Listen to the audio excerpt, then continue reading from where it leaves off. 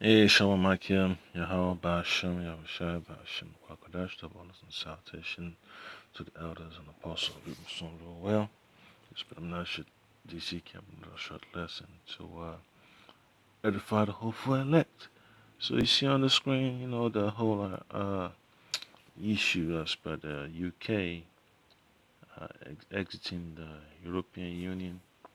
Yeah, it's a huge thing, it's hard to do a quick lesson about it yesterday. So it's all prophetic. You could see it's coming to pass. It's just that how Esau is, man. It's always about deception, but nonetheless, it's still part of prophecy because you know how England is, man. They always want to be on top. That's what it boils down to. They always want to have the upper hand, and it's all part of the plan anyway.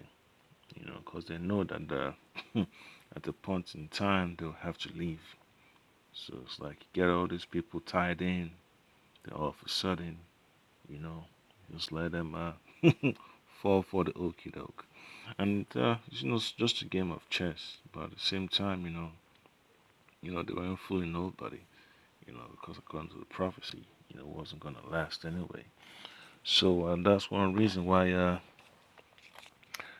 Mosiah has in the book of Proverbs, chapter 1, so warning to our people not to be getting in league with Esau, man, especially Esau's government. All right, because Esau's government is always about some nefarious activity, man. Because Esau can't live without declaring war to maintain power upon the face of the earth. All right, he can't live without stealing resources. All right, because that's exactly how he's able to generate revenue. Of the books. Corruption, scandals, and all that stuff. And that's what Esau's all about. Okay, he has to stay in power. That's why he comes up with all these ideologies, one EU, one voice, one destiny, one destination, all that stuff. But here it is, you know. So people get suckered in, and then they become a victim of their own ignorance, falling for empty promises. So I'm going to get this quick precept here, just a warning for our people. So this book of Proverbs chapter 1, I'm going to read from verse 10 to verse 16. It says, "My son, if sinners entice thee, consent thou not." All right. So when Esau comes to our people, especially Jakes in West Africa, the so-called governors and ministers and presidents, to let's form this organization, let's do this, let's do that. You should always look at things with a grain of salt, but here it is, man. Our people become puppets, wherever they are upon the face of the earth. If they don't go along with whatever the elites say, they get smoked, they get kicked out of office. They get the lower end of the stick. They seize their assets and all that stuff, deny them the right to travel. They get oppressed too, and they get put in the so-called, what you call it? I don't want to say the word, the program byword. I just get put back in the box where they belong. Okay. So it says in verse 11, if they say, "Come with us, let us lay wait for blood, let us lurk privily for the innocent without cause, let us swallow them up alive as the grave, and whole as those that go down into the pit, we shall find all precious substance, we shall fill our houses with spoil." And that's one thing, Esau always talk about the coalition of the willing, to go out over there or go overseas and loot. Just like the OAS nations were doing to Venezuela. What they did to Bolivia, Ecuador. You know, you just name it, man. So just let you know, man, how people have become drunken. with Esau's ideology. And these are the same old, prime ministers, ministers of finance that had to come over here to Babylon and live lavishly, and then they go back to their country and oppress their people. Treat our own people like crap. So that's one thing. This Proverbs, the first chapter, if you read from verse 10, it tells you, man, people shouldn't be making investment agreements with Esau, man, especially when it comes to resources. Always say, well, we're gonna develop this infrastructure. It's gonna lift people out of poverty and all that stuff. Sign on a dotted line. We're gonna give you this special financial aid package. It's all smoke and mirrors. Okay. And then it says in verse 14, "Cast in thy lot among us. Let us all have one purse." All right, and that's the whole idea of of EU. At the beginning, it looks so enticing. All these politicians got bribed, to go along, with the nitty gritty. And now, they already left office, they already died.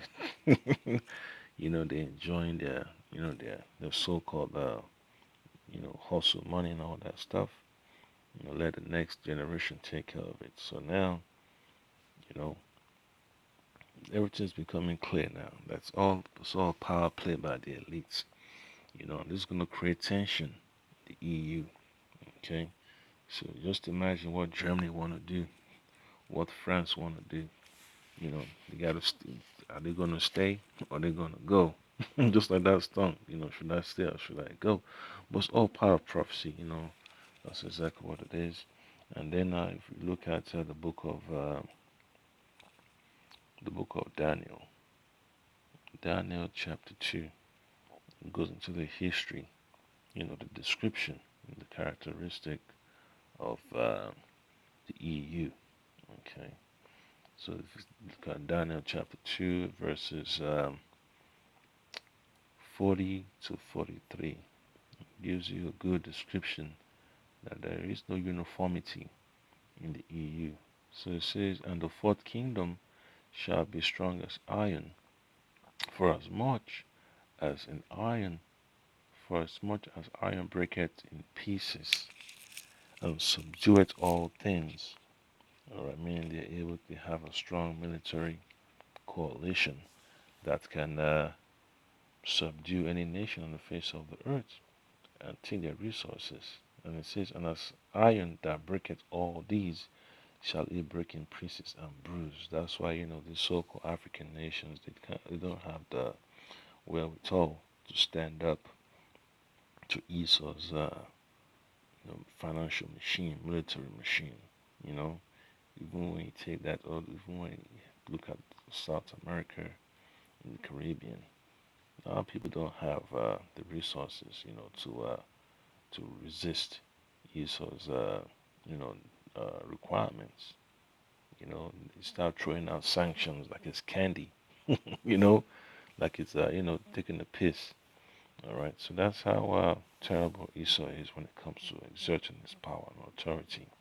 Verse 41 now says, "And whereas thou sawest the feet and toes, part of potter's clay and part of iron, the kingdom shall be divided." All right, meaning there is the unity. They're not on the same page.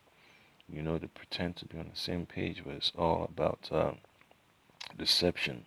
And that's exactly what you see here concerning the Brexit. Okay, and then it says, "But there shall be in it of the strength of the iron, for as much as thou sawest the iron mixed with miry clay."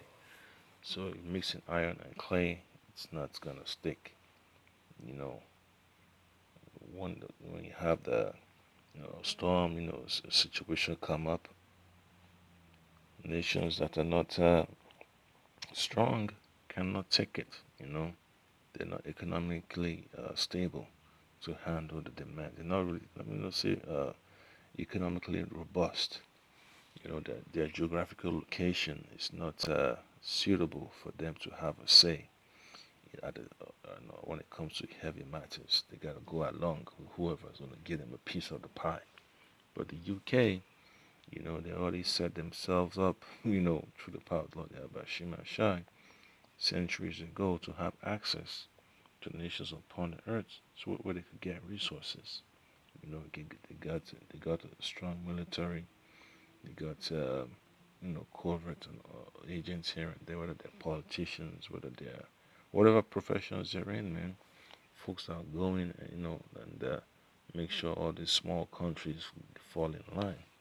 All right. So they got agents all over the earth, from the east to the west, from the north to the south, to do as they're told. All right. That's how powerful Britain is, man. They don't really have to be sending out bombs and missiles and assassinations. They just gotta, squeeze people, back in line. Okay. Verse 42 says, "And as the toes of the feet were part iron and of part clay, so the kingdom shall be partly strong and partly broken." So the house of Esau is not really strong, man. It's weak. There is no unity. Okay. Yeah, that's why the Lord Abashimashai says there shall not be peace unto the wicked. All right. And then verse 43 says, "And whereas thou sawest iron mixed with miry clay, they shall mingle themselves with the seed of men." All right. So they're going to try, to dominate these other nations. They try to dominate the Arabs, dominate the Hamites, dominate Jakes. You know,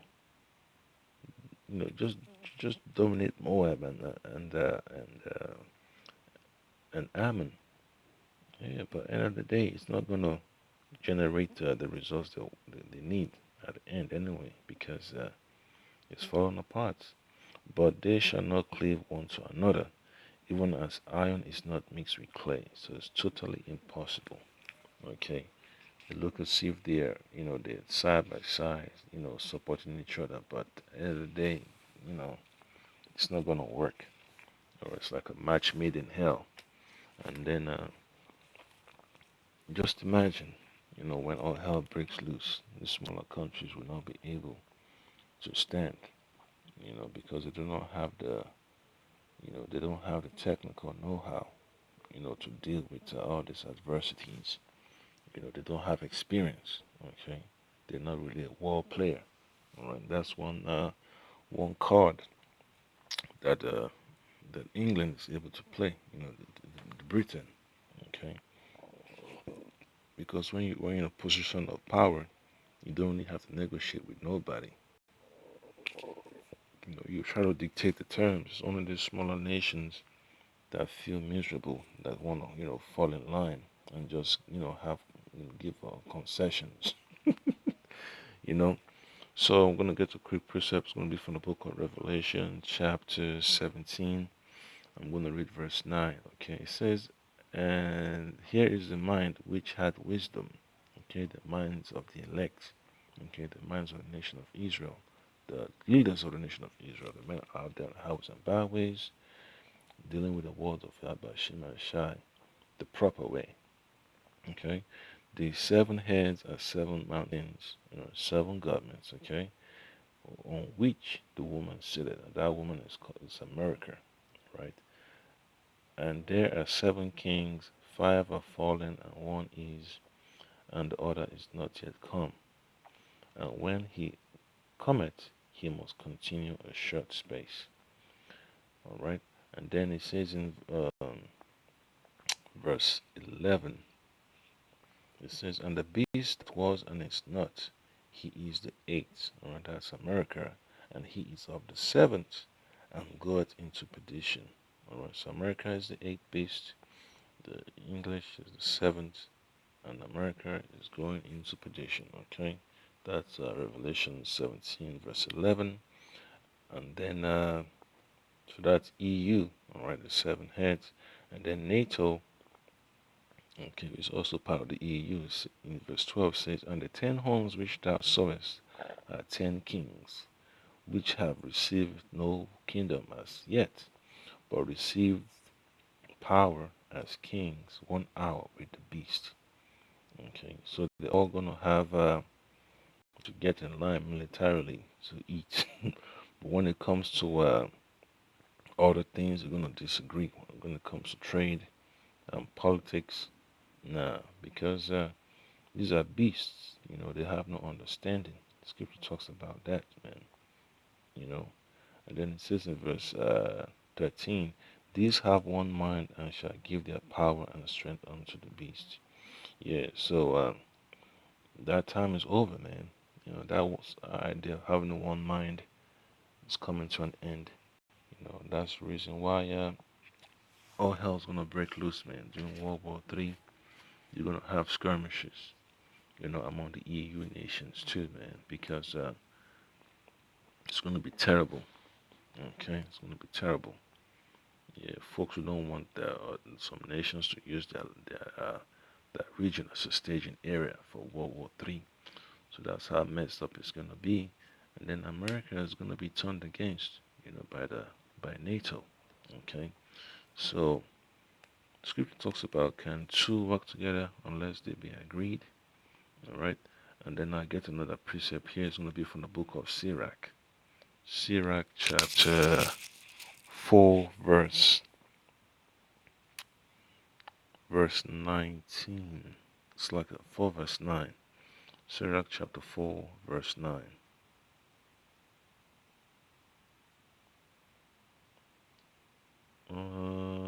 So give me 1 second.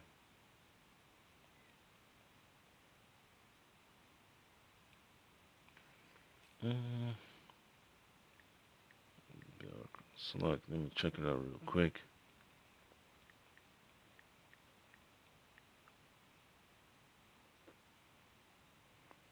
Yep. All right. So start from Sirach chapter 4 verse 9. It says, two are two are better than one because they have a good reward for their labor. All right, so they got to be on the same page if they want to get the proper results. Okay, and then it says, for if they fall, the one shall lift up his fellow, but woe to him that is alone when he falleth, for he had not another to help him up. And that's exactly what's going to happen to America. And the same thing with Britain too. All this idea of intrigue and deception, all that stuff is going down the drain. All right, because all these elites, they want their companies to be in a stronger economic footing. They want to increase their profits. They want to increase their influence. Yeah, so for a little while they would, have the upper hand. But at the end of the day, it's going to fall apart. Verse 11, again, if two lie together, then they have heat. But how can one be warm alone? All right. And if one prevail against him, two shall withstand him. And a threefold cord is not quickly broken. And that's exactly what's going to happen. A lot of nations are going to be discouraged. It's like, what's the use? The UK, is is enjoying, it's enjoying, the position that they're in. That what if the EU is not giving them a proper deal, they rather go deal with the UK directly, and that's exactly how some people are gonna start thinking. They're gonna they're gonna leave the cartel and go deal with the boss or the other corporation.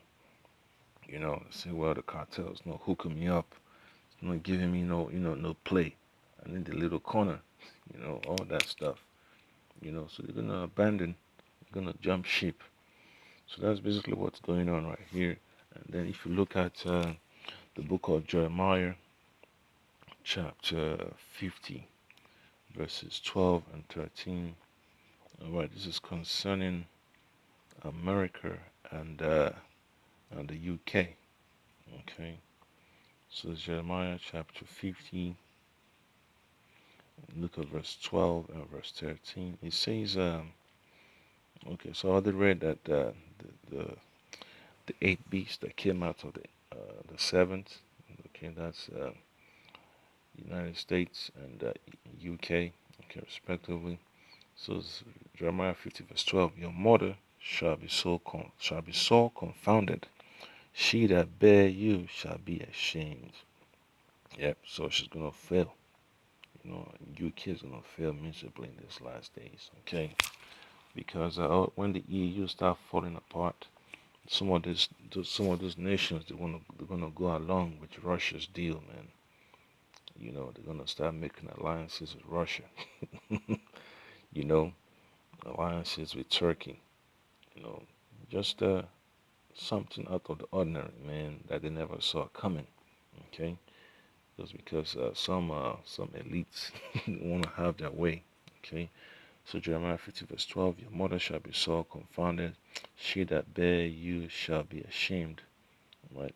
Behold, the hindermost of the nations shall be a wilderness, a dry land, and a desert. Right? So UK going down the drain. Then it says the hindermost of nations, that's America, okay? The American continent shall be a wilderness, a dry land, and a desert. And that's the reason why, the Most High setting these things in place so it could destroy America. And one factor you also need to look at when you have the Brexit thing, the UK always believe because they have America in their back pocket that they could get away with this idea of the Brexit. But at the end of the day, man, it's all smoke and mirrors because they're both gonna go down. All right. So just give all praises to the Lord Yahbashim Shai Bashim Kwakadash and double honors and salutations to the elders and apostles of greatness who rule well. Because this idea of hegemony and influence is no joke because people don't like to be taken for a ride because it was a waste of money, waste of resources, waste of effort, So it's just the beginning of the fall of the EU, man. It's gonna crumble. All right, Shalom.